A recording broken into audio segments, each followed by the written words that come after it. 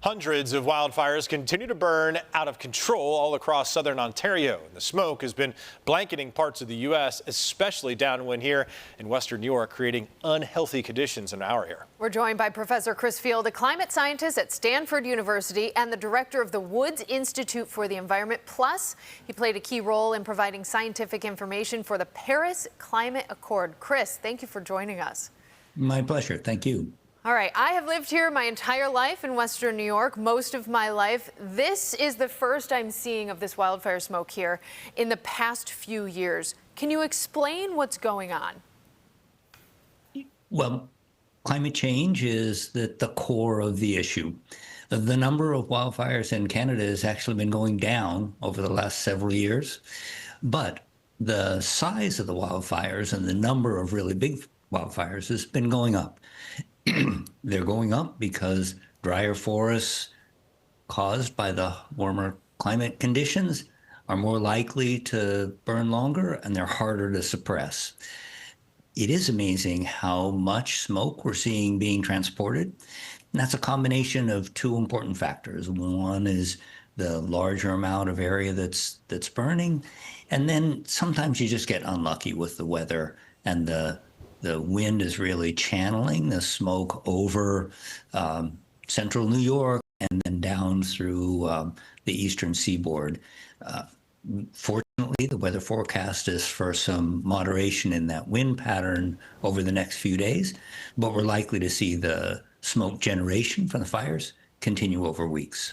We have what is called as a stationary, a stalled, or an occluded front, and that is exactly right, Chris. That's one of those things that is just keeping that smoke like a gun in our direction.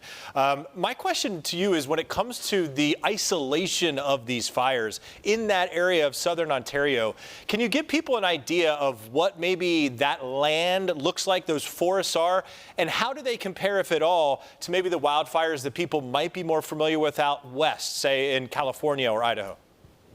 Well, there are important differences in the fire patterns that we see in the western U.S. and across much of Canada. In the West, our seasonality of rainfall is that we have wet winters and very, very dry summers.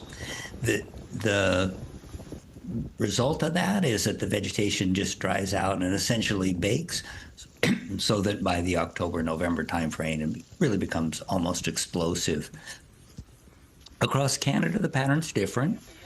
The wildfire season occurs much earlier, peaking in some places as early as May, but spreading into the July timeframe that we're experiencing now. These are fire-evolved ecosystems. Fire is a natural part of their successful growth and development. And what we're seeing, though, is that the warmer temperatures are causing the fires to be much larger and harder to suppress. In general, Canadian wildfires were allowed to burn. It was regarded as healthy for the forests and not damaging that much to the communities around. That pattern's fundamentally changed, and we need to rethink the way that we interface with fire in Canada and most countries around the world. Yeah. You've mentioned climate change a couple of times. You know, you have put out there that there are solutions out there that are already here and they can be affordable. What are some of those solutions? Well, we need to think about climate change both in terms of preventing the changes from occurring further. That means replacing our fossil fuel economy with an economy based on renewable energy. It means taking advantage of protecting forests to remove carbon dioxide from the air. But then there are also solutions that involve coping better with the climate change we've already got. And those are things like preparing homes and communities for the risks of wildfire.